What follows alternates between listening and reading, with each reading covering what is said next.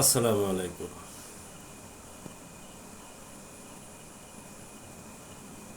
আমি খুবই আশাবাদী, বিশেষ করে মুসলিম বিশ্বকে নিয়ে।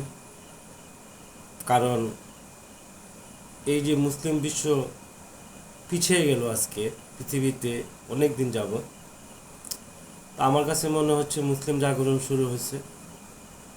হয়তো আমরা হয়তো খুব অল্প সময়ের ভিতরেই এর একটা বাস্তব প্রতিফলন দেখব। আল্লাহ সমস্ত কিছুর, বিশেষ করে মুসলমানদের দায় দায়িত্ব আল্লাহর হাতেই আছে। আল্লাহই ওনাদেরকে হেফাজত করবেন। কিভাবে হেফাজত হবে সেটা আল্লাহ ভালো জানেন, আমরা কিন্তু জানি না। তো কখনো কখনো শত্রুর মাধ্যমে যে আল্লাহ আমাদেরকে তুলে ধরবেন, অর্থাৎ সত্য ধর্মকে বুঝাইবেন, সেটা কিন্তু আল্লাহই ভালো জানেন কার মাধ্যমে কখন কি করবেন। এই যেমন ধরেন গত দিনগুলোর কথা, জঙ্গিবাদ মনে পড়ে আপনাদের? এই জঙ্গিবাদ জঙ্গিবাদ বলতে বলতে বলতে বলতে 9/11, টুইন টাওয়ার, ইরাক, লিবিয়া তছনছ করে দিল জঙ্গিবাদ জঙ্গিবাদ বলতে। আমরা কিন্তু সবাই লাফাইলাম, সবাই বললাম হ্যাঁ জঙ্গি জঙ্গি, ইসলামে জঙ্গি, এটা বলিনি আমরা? অনেকেই বলছি, আমরা মুসলমানরাই বলছি। কিন্তু এটা তাদের একটা প্রচারণা ছিল। তারা প্রচারণা করে আমাদের সুন্দর সুন্দর দেশগুলোকে তারা ধ্বংস করে দিয়েছে। সাদ্দাম হোসেন বা গাদ্দাফি, যে যত কথাই বলেন না কেন, তারা কি খারাপ লোক ছিল? আপনার কি মনে হয় সাদ্দাম হোসেন খারাপ লোক ছিল? গাদ্দাফি খারাপ লোক ছিল? না, আমি মনে করি না অন্তত। কারণ একজন গাদ্দাফি, যার দেশের জনগণের জন্ম থেকে মৃত্যু পর্যন্ত সমস্ত দায় দায়িত্ব সরকার নিল, সরকার দায়ভার নিল, খাওয়া, পড়া, থাকা, স্কুল সব ফ্রি। কল্পনা করতে পারেন এরকম একটা সোনার দেশ, সেই লোকটা কি খারাপ? আপনার কাছে মনে হয় খারাপ? সাদ্দাম হোসেন, যে সাদ্দাম হোসেন তার মানুষকে কোথা থেকে কোথায় নিয়ে তুলে ধরলো, ইরাকি জাতিকে, কিন্তু সেই সাদ্দাম হোসেন কি খারাপ? কত রকমের খবর আমরা শুনি, এই লোক মেরে ফেলছে, গ্যাস দিয়ে লোক মারতে, এটা সেটা। এই মিডিয়াগুলো কোথা থেকে আসছে? আপনার মিডিয়া? আপনার মিডিয়া না তো। এই মিডিয়াগুলো আমেরিকান ইহুদিদের মিডিয়া। বর্তমানে আমাদের দেশেও যেসব খবর প্রচার হয়, বিশ্বের খবরগুলো যেখানে প্রচার হয়, সেগুলো আমরা ব্রিটিশ ব্রিটিশ মিডিয়া অথবা আমেরিকান মিডিয়া অথবা ইসরায়েলি মিডিয়া থেকে সংগ্রহ করে তাদের মতামতগুলো আমরা তুলে ধরি। আমাদের মুসলিমদের কোনো নিজস্ব কোনো মিডিয়া নেই। এগুলো তুলে ধরার জন্য, সত্য মিথ্যা তুলে ধরার জন্য ফাইট দেওয়ার মতন মুসলিমদের কোনো চ্যানেল নেই। তো তাদের চ্যানেল তাদের মতন করে সাজায়, আর আমরা তামাম মুসলিম জাতি তাদের যে প্রচারিত যে খবরগুলো আছে, নিউজগুলো আছে, সেইগুলো দেখে আমরা বিভিন্ন মন্তব্য করি, আর্টিকেল লিখি, ভিতরে আমরা যাই না। কিন্তু যাই কখন? যখন বুঝি, যখন দেখি যে না, এখন তো সব শেষ,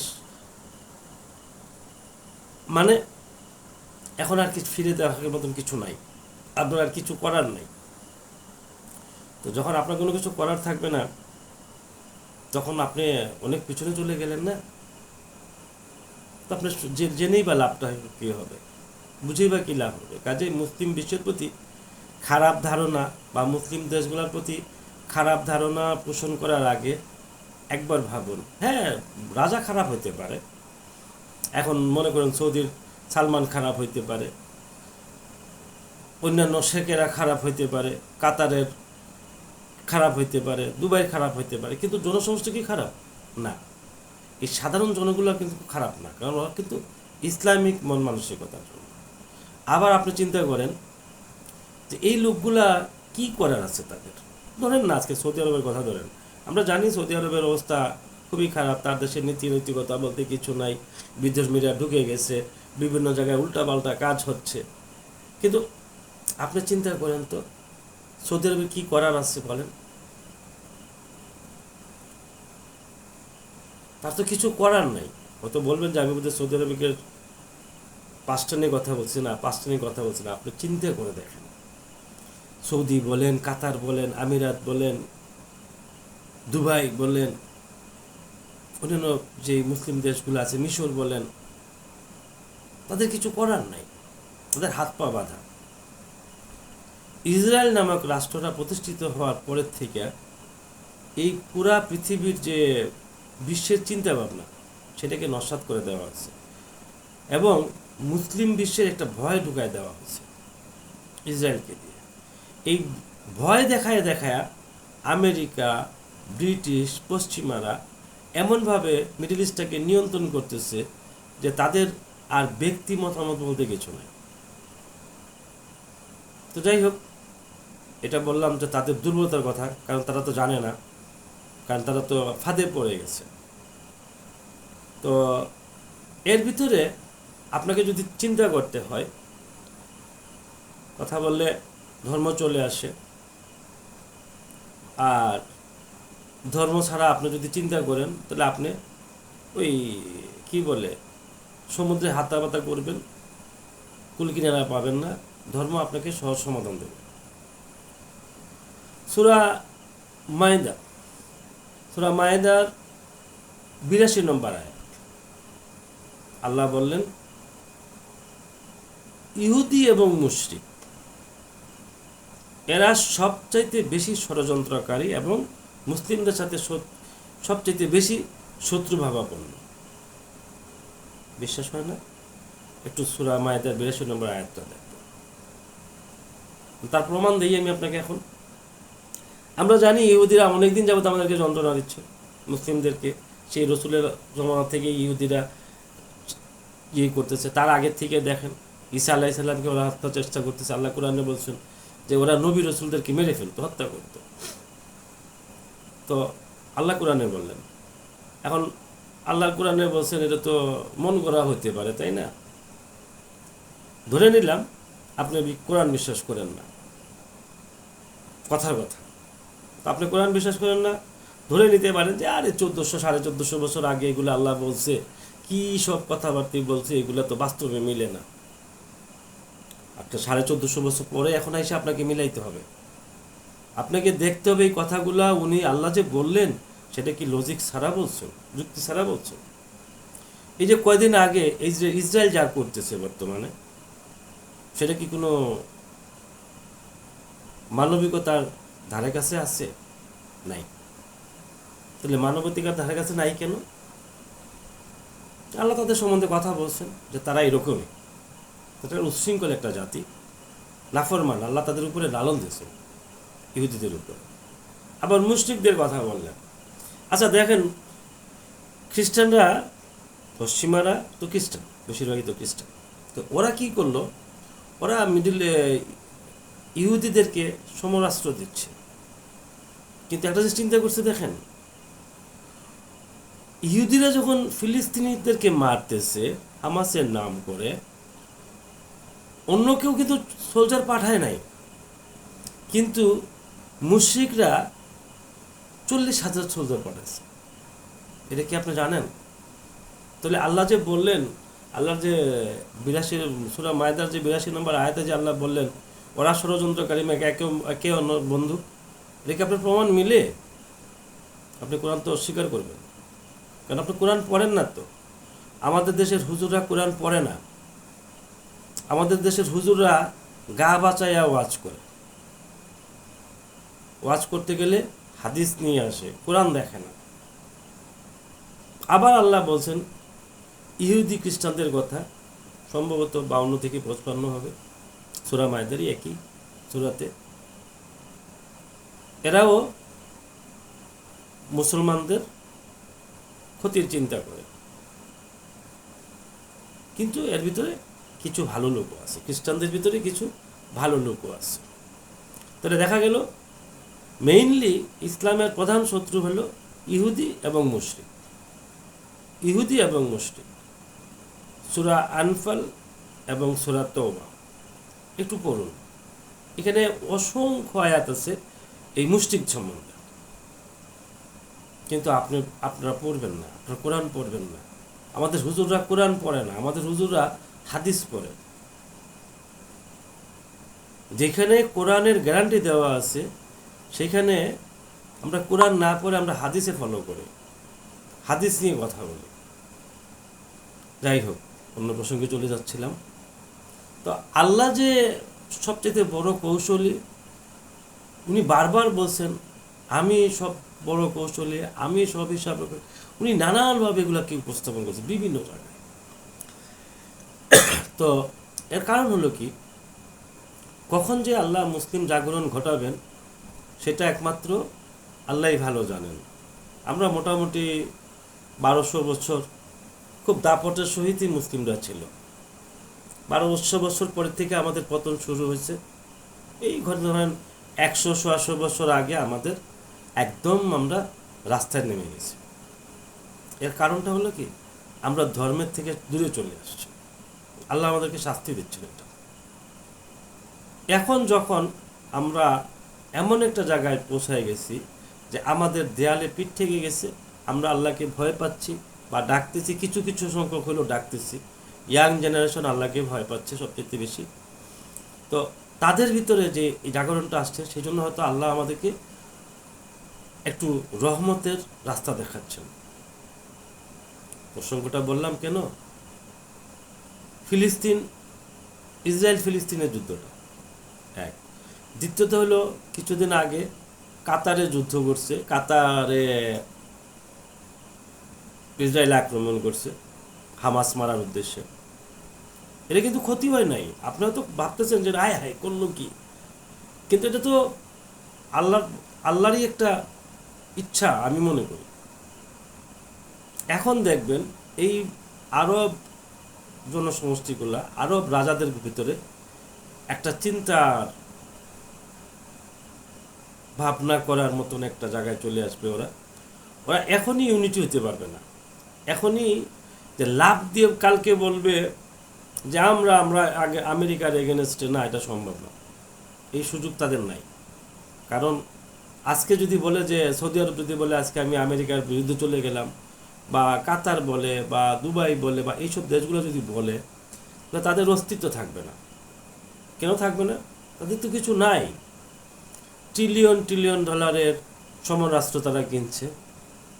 আমেরিকা তাদেরকে বুঝাইছে তোমার প্রধান শত্রু হলো ইরান, কাজেই এই ইরানকে যদি তোমার দমন রাখতে হয়, তাকে যদি তোমাকে করতে হয়, তাহলে তুমি আমার কাছ থেকে অস্ত্রশস্ত্র কিনো। কিন্তু দেখা গেল কি, ইরান তাদের কাউকে আক্রমণ করে নাই, মাঝখান থেকে ইসরায়েল আক্রমণ করে বসল। ইসরায়েল কাতারে মারল। হয়তো কিছুদিনের ভিতরে আমরা দেখব টার্কিতে মারতেছে, সৌদিতে মারতেছে, অথবা যারাই একটু 19-20 করবে তাদেরকে মারবে। অর্থাৎ মুসলিমকে একত্রিত করার জন্য এটা আল্লাহ একটা কৌশল, আমি বিশ্বাস করি। আপনি বিশ্বাস করেন কিনা সেটা আপনার ব্যাপার, কিন্তু আমি বিশ্বাস করি। আজকে সৌদি আরব পাকিস্তান প্রতিরক্ষা চুক্তি করছে। কেন করছে প্রতিরক্ষা চুক্তি? আপনার কাছে কি মনে হয় ইরানকে ট্যাকেল দেওয়ার জন্য? না, তারা বুঝতে পারছে কাতারে আক্রমণ করার পরে, যেখানে কাতারে তাদের অনেক ব্যবস্থা আছে যেগুলা ভবিষ্যৎকে যদি হামলা করে তাহলে সেটা প্রোটেকশন করার জন্য ট্রিলিয়ন ট্রিলিয়ন টাকা যেগুলো তারা কিনে রাখছে তাদেরকে নিরাপত্তা দেওয়ার জন্য, সেগুলো অকেজো হয়েছিল, সেগুলো কাজ করে নাই। তো সেগুলো কাজ করে নাই, কেন করে নাই? জিনিস ঠিকই দিছে, আমেরিকা তাদেরকে জিনিস ঠিকই দিছে, কিন্তু চাবি ওদের কাছে রাখছে। কারটা তুমি আটকাবা আর কারটা তুমি ছাড়বা সেটা আমি নিয়ন্ত্রণ করব। তাহলে কি দাঁড়াইলো? এই যা দিছে সব তাদের কাছে খেলনা দিছে, তাদের কাছে খেলনা দিছে, কারণ টোটাল নিয়ন্ত্রণটা হলো আমেরিকার কাছে। এখন সৌদি কি করবে? সৌদি কি আমেরিকার বিরোধিতা করতে পারবে? তার ক্ষমতা আছে? নাই। তাহলে সে কি করবে? সে এখন পাকিস্তানকে নিয়ে আসছে। আমি যেরকম বুঝতেছি, তারা কি আমার থেকে কম বুঝেন? একটা রাষ্ট্র চালাচ্ছেন। আজকে যদি সৌদি আরব ডাক দেয় মুসলিম বিশ্বকে, আমার তো মনে হয় না সালমানের প্রতি আমাদের যতই রাগ থাকুক না কেন, কিন্তু সৌদির নিরাপত্তার জন্য, মক্কা মদিনা নিরাপত্তার জন্য পুরা মুসলিম জনসমষ্টি ঝাঁপায় পড়বে, তাই না? সালমান দেখবে না, আমরা কিন্তু সালমান দেখব না, আমরা মক্কা মদিনা দেখবো, আমার কাবা, আমার নবীর রওজা, সেগুলো আমরা দেখব। আমরা কিন্তু সৌদি বাঁচাইতে যাব না, আমরা যাব আমাদের ধর্ম বাঁচাইতে। ডাক দিলে আমরা সবাই কিন্তু এক কাতারে চলে আসব। তো এখন যেটা পলিসি যেটা হলো, আরব বিশ্ব এখন যেটা করবে, তারা এখন আমেরিকার রাষ্ট্রের থেকে একটু মুখ ফিরিয়ে নেবে। হ্যাঁ, তারা কিনবে। আপনি রিসেন্টলি দেখবেন আবার কাতার কিনতেছে, দুবাই কিনবে, সৌদি আরবও কিনবে, কারণ তাদের কোনো উপায় নাই, তাদেরকে এগুলা কিনতে হবে। কিন্তু সাথে সাথে তারা চায়নার থেকে জিনিসপত্র কিনবে, রাশিয়া থেকে কিনবে, পাকিস্তান থেকে কিনবে। অর্থাৎ এই যে তাদের যে আগে একমুখী চিন্তাভাবনা ছিল আমেরিকা থেকে শুধুমাত্র সমরাস্ত্র কিনা, সেটা এখন তাদের বহুমুখী হয়ে যাবে। তুমি আমার এটা বন্ধ করবা, আমি ওটা দিয়ে আমাকে রক্ষা করব। এই পলিসিটা এখন আরব বিশ্বে চলতেছে। আমরা অনেকেই খেপি, আর এই সৌদি আরব এত বড় একটা রাষ্ট্র, মুসলিম বিশ্বে বললে কি, আচ্ছা রে ভাই, খালি হাতে আপনি এত বড় দেশগুলোর সাথে যুদ্ধ করতে পারবেন? তারপরেও যদি আপনার জাতিগত যুদ্ধ হয়, অত জাতিগত যুদ্ধ না, তো আফগান না রে ভাই, আফগানরা হলো জাতিগত যোদ্ধা, ওরা যুদ্ধ করতে করতেই বড় হয়েছে। কিন্তু সৌদিরা তো তা করে বড় হয়নি, ওরা ছাগল রাখতে রাখতে বড় হয়েছে, উট রাখতে রাখতে বড় হয়েছে, ওরা তো যোদ্ধা জাতি না। তাহলে যোদ্ধা জাতি আফগান ছিল, তারা যুদ্ধ করেই তারা টিকে আছে। কিন্তু সৌদি বা মিডল ইস্টের তা না। তো সেই জন্য এগুলা আমাদের জন্য, আমি মনে করি সবার জন্য এটা একটা আশীর্বাদ যে ইসরায়েল কাতারে আক্রমণ করছে, বা ইসরায়েল হামাস মারতেছে, ফিলিস্তিন মারতেছে। খুব ভালো জিনিস। হয়তো আমরা উপস্থিত দেখতেছি যে এতগুলা লোক মারা গেল। আচ্ছা, আল্লাহ তো হায়াত মত তো নির্ধারণ করা, তাই না? ওরা তো মারা যাচ্ছে, এটা আমাদের দৃশ্যমান, মারা যাচ্ছে। কিন্তু আল্লাহ তো তাকে ওইটুকু নির্ধারণ করে দিয়েছেন তাদের মৃত্যুটা এভাবে হবে। আপনি আমি চাইলে রোধ করতে পারবেন না। কিন্তু আমাদেরকে সবাইকে এক কাতারে নিয়ে আসার জন্য আল্লাহ একটা পলিসি করছেন, আমার বিশ্বাস। খুব শীঘ্রই আমরা দেখব যে পুরা মুসলিম বিশ্বটা এমনভাবে রুখে দাঁড়াবে পশ্চিমাদের ভিতরে, পশ্চিমাদের সাথে, বিশেষ করে আমেরিকা ইউরোপের বিরুদ্ধে, যেটা কল্পনা করতে পারবেন না, অকল্পনাতীত একদম। যেমন ধরেন আফগানিস্তান থেকে যেরকম হাত পা গুটায় চলে গেছে না আমেরিকা, ঠিক সেইভাবে আমেরিকা চলে যাবে। পুরা মিডল ইস্ট থেকে আমেরিকা উঠে চলে যাবে। বিশ্বাস হচ্ছে না? অপেক্ষা করুন, বেশি দিন লাগবে না। কারণ আমেরিকা কিন্তু পতন শুরু, আমেরিকার পতন শুরু। এখন মানুষ এই যে আপনার ইহুদি বলেন, নাসারা বলেন, যারাই বলেন না কেন, সাধারণ মানুষ কিন্তু মুক্তি চাচ্ছে। বর্তমান বিশ্বের এই ঝামেলা, এই যে বিশ্বের যে পরিস্থিতি, তার থেকে কিন্তু সাধারণ মানুষ মুক্তি চাচ্ছে। মুক্তি কে দিবে? মুক্তি দিবে একমাত্র ইসলাম। সেটা কিন্তু সবাই মোটামুটি মনে মনে বুঝে যে ইসলামই একটা দিতে পারে একটা আমাদের শান্তির একটা কিছু। কারণ ইসলাম 1000 বছর এই পৃথিবী মোটামুটি রুল করে গেছে। ইসলাম অনেক কিছু আবিষ্কার করে গেছে, মানুষ জাতিকে দিয়ে গেছে। আর এই ইসলামের দেওয়াটাকে নিয়েই পশ্চিমারা পুঁজি করে তাদের নামকরণ করে তারা আগায় গেছে। ইতিহাস ঘেটে দেখুন, অনেক আবিষ্কার আছে মুসলমানদের, কিন্তু সেগুলো এখন আর নামগন্ধ নাই। কারণ নাই কেন? কারণ আমরা যে মুসলমানরা, আমরা সেই জায়গাতে এখন আর নাই। আমরা এখন ভোগ বিলাসে ব্যস্ত, যার জন্য আল্লাহ আমাদেরকে নানান রকমভাবে লাঞ্ছিত করতেছে। তো যখন আমার ওই ভোগ বিলাসের আমার উপরে যখন আক্রমণ আসবে, তখন কিন্তু আমি রিয়েলাইজ করব যে আমাকে কি করতে হবে। তখন কিন্তু আমি আর ভোগ বিলাস করতে পারবো না। কথা একটা এক্সাম্পল বলি, কথা বললাম না ওটা। যাই হোক, তা এখন আমাদের আসার খবর হলো যেটা, পুরা বিশ্ব এখন তাকায় আছে মুসলমানদের দিকে। মুসলমানরা কি করে, বিশ্বাস হচ্ছে না কথাগুলো? পুরা বিশ্বের সাধারণ জনগণ চাচ্ছে মুসলমানরা ক্ষমতায় আসুক, পৃথিবীটা মুসলিমরা রুল করুক। একটু অপেক্ষা করুন, কারণ ইতিহাসের পিছন দিকে গেলেই দেখা যাচ্ছে যে মুসলিমদের সময় যেরকম বিশ্ব শান্তিতে ছিল, এই শান্তিতে এখন আর নাই। ভাই, পাপাচারের একটা সীমা আছে না? পাপাচারের তো একটা সীমা আছে। তো আমরা পাপাচার করতে করতে করতে করতে, খারাপ কাজ করতে করতে একসময় কিন্তু টায়ার্ড হয়ে যায়। এটা কিন্তু মানবের সহজাত ব্যাপার। খারাপ কিছু করতে করতে করতে করতে একসময় টায়ার্ড হয়ে যায়। যেমন মদ খাইতে খাইতে খাইতে খাইতে কী হয়, একসময় সে অজ্ঞান হয়ে যায়, অর্থাৎ তার তন্দ্রা চলে আসে, সে অচেতন হয়ে যায়, তারপরে আর বলতে পারে না।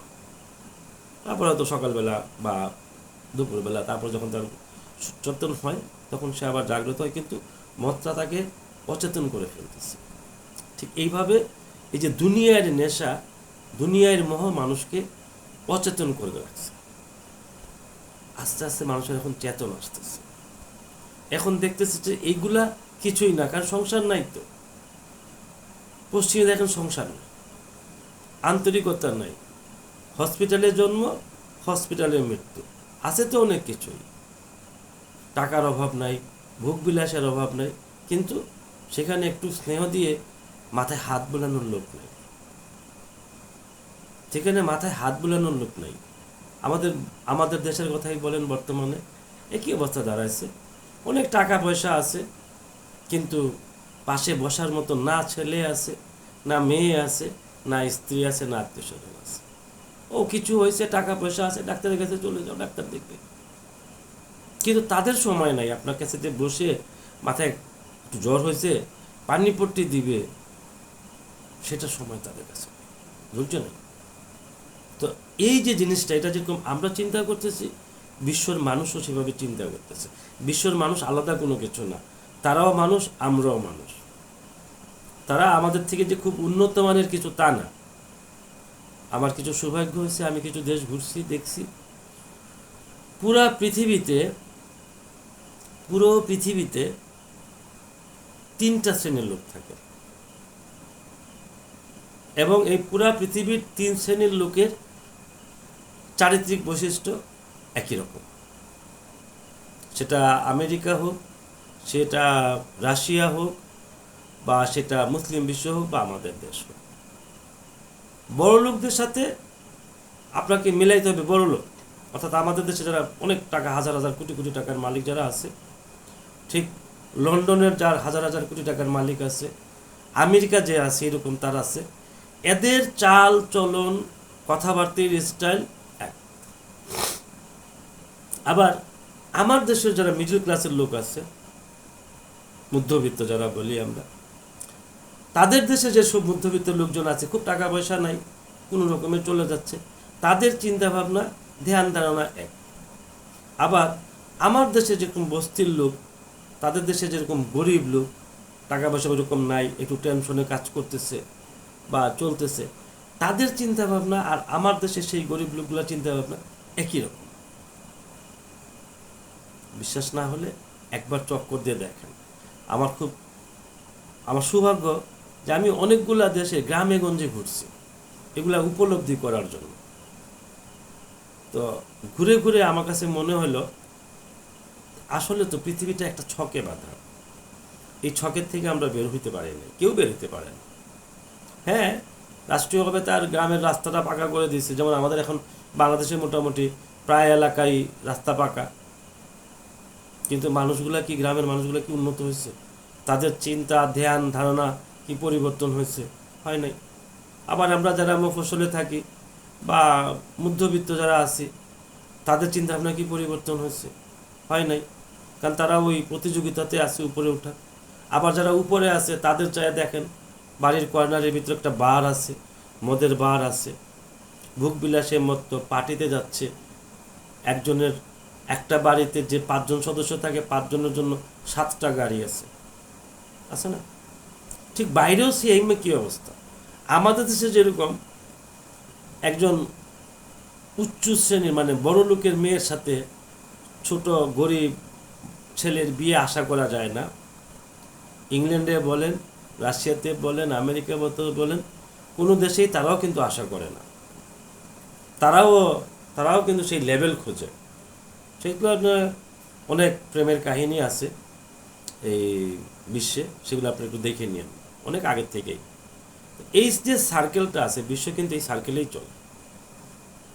কাজেই আপনার থেকে যারা উন্নত তারা তা না, আপনাকে দেখতে হবে আপনার লেভেলটা আর তার লেভেলটা কি। আপনার যে জায়গাতে আপনার দেশে আপনার যে অবস্থান, তার দেশে কি তার অবস্থান থেকে ওই কিনা। যদি তার দেশে তার অবস্থান ওই রকমই থাকে, তাহলে তার চিন্তা ভাবনা আপনার মতনই হবে। এরকম সহজ ব্যাপার। তো যাই হোক, তো আমি যে কথাটা কেন বললাম, এই যে মিডল ক্লাস, পৃথিবীতে কিন্তু সবচাইতে জনসমষ্টি হলো মিডল ক্লাসের, মধ্যবিত্ত যারা। এই মধ্যবিত্ত শ্রেণীটা এখন হাঁপায় উঠছে, আর এই তারাই কিন্তু পরিবর্তন করে সমস্ত কিছু পৃথিবীর। বড়রা পরিবর্তন করতে চায় না, ছোটরা পরিবর্তন করতে পারে না, আর এই মধ্যবিত্তরাই কিন্তু পরিবর্তন করে। আর এই বিশ্বর মধ্যবিত্তরাই কিন্তু এখন কষ্টে আছে। এখন তারাই ইনশাআল্লাহ তারাই ইসলামের ছায়াতলে চলে আসবে। অন্তত ইসলাম গ্রহণ করুক আর না করুক, কিন্তু তারা চাইবে ইসলামিক শাসন চলে আসুক, ইনসাফ ভিত্তিক শাসন হোক। সেটা প্রচুরই আসবে ইনশাআল্লাহ। কাজেই যত কিছু আশেপাশে দেখতেছেন, মুসলিম নিধন দেখতেছেন, হত্যা দেখতেছেন, আক্রমণ দেখতেছেন, হতাশ হয়েন না। এগুলো আমাদের জন্য আল্লাহর একটা নিয়ামত। কারণ আল্লাহ তো এমনি দিবেন না আপনাকে ভাই। আপনার ভিতরে যে কালিটা পড়ছে সেটা যদি পরিষ্কার করতে হলে আপনাকে একটু কষ্ট দিতে হবে না? আমাদের যদি কাপড়ে দাগ লাগে, তো সেটাকে কি করি আমরা? কোনো একটা কিছু লাগাইয়া ঘষতে থাকি। তো যদি আপনি মনে করেন কাপড়ের জীবন থাকে, কাপড় যদি কথা বলতে পারতো, তাহলে সে বলতো আহারে কি কষ্টটা দিচ্ছে আমাকে, ঘষতেছে। কিন্তু কেন ঘষতেছে? কাপড়টা পরিষ্কার করার জন্য। তাহলে আপনি এভাবে চিন্তা করেন যে আল্লাহকে আপনাকে যে বিভিন্ন রকমের মুসিবত দিচ্ছেন, ওদের দ্বারা যে আমাদেরকে নির্যাতিত করতেছেন, সেটা আমাদেরকে আল্লাহ পরিশুদ্ধ করতেছেন এবং আমাদেরকে একটা জায়গায় নিয়ে যাবেন ইনশাআল্লাহ, এবং খুব শীঘ্রই নিয়ে যাবেন আমার কাছে যা মনে হচ্ছে। কারণ ওদের অত্যাচার যত বাড়বে, আমাদের মুক্তির পথটা তত তাড়াতাড়ি চলে আসবে। কাজেই হতাশ হওয়ার কিছু নাই। আমি আশাবাদী মানুষ, ইসলামের জাগরণ ঘটবেই ঘটবে। কারণ যেহেতু ইসলাম একমাত্র ধর্ম যেটা মানুষের সমস্ত সমস্যার সমাধান দিয়ে দিচ্ছে। ধর্ম নিয়ে একদিন কথা বলবো, আজকে কথা বলতেছি না এই জন্য ধর্ম নিয়ে, কারণ আপনারা ভিডিওটা অনেক লম্বা করে ফেলছি। তো যাই হোক, আশা করি আপনারা বোঝার চেষ্টা করবেন, ধৈর্য হারাবেন না। নামাজ পড়ুন, কোরআন তেলাওয়াত করুন। শুধু তেলাওয়াত না, কোরআন তেলাওয়াত করলে হবে না, কোরআন বুঝে পড়তে হবে আপনাকে। প্রত্যেকটি লাইন অন্তত বেসিক অর্থগুলো বুঝেন, তাফসির পরে বুঝেন, ব্যাখ্যা পরে দেখেন, যেগুলো বুঝেন, যেগুলো বুঝার আয়াতগুলো আছে, যেগুলো সহজ সরলভাবে। যেমন আল্লাহ সূরা ইমরানের 7 নম্বর আয়াত বলছেন যে আমি কোরআনকে করছি সহজ সরলভাবে। আর কিছু আছে রূপক, যারা ফিতনাবাজ তারা রূপক নিয়ে কথা বলে, আর যারা জ্ঞানী তারা বলে আল্লাহ বলছে আমরা মেনে নিচ্ছি।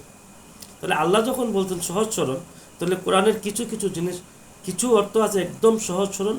কাজে ওগুলো আপনি বুঝেন, দেখবেন আপনার মোটামুটি 70% আপনি কোরআন বুঝে ফেলছেন। আর বাকি 30% বলেন বা 40% বলেন, সেটা বুঝতে হয়তো সময় লাগবে। কারণ আপনি এগুলো বুঝার পরে না ওগুলো বুঝুন। আগে তো সরে শিখেন রে ভাই, তারপরে তো বাকিগুলো শিখবেন। কাজে কোরআন পড়েন, অর্থ সহকারে কোরআন পড়ুন। আল্লাহ প্রত্যেকটা লাইনে আপনাকে দিক নির্দেশনা দিয়েছেন। আপনার জীবনযাপন কিভাবে হবে আপনাকে বলে দিয়েছেন। আমার মনে হয় না বিশ্বের এমন কোনো ধর্ম আছে যে এইভাবে প্রত্যেকটা ব্যাপার নিয়ে কথা বলা হয়েছে। আল্লাহ নিজে বলছেন কোরআনে রাসূলকে যে আমি এমন কোনো সমস্যা নাই যেটা তোমার সামনে দাঁড়া করাই নাই এবং আমি তার সমাধান দেই নাই। কত শক্তভাবে আল্লাহ কথাটা বলছে। তাইলে আল্লাহ যদি সমাধান কোরআনে দিয়েই থাকে, তাহলে আপনাকে কোরআনটা পড়তে হবে, বুঝতে হবে। অনেক লম্বা হয়ে গেল ভিডিওটা। ভালো থাকুন। আসসালামু আলাইকুম।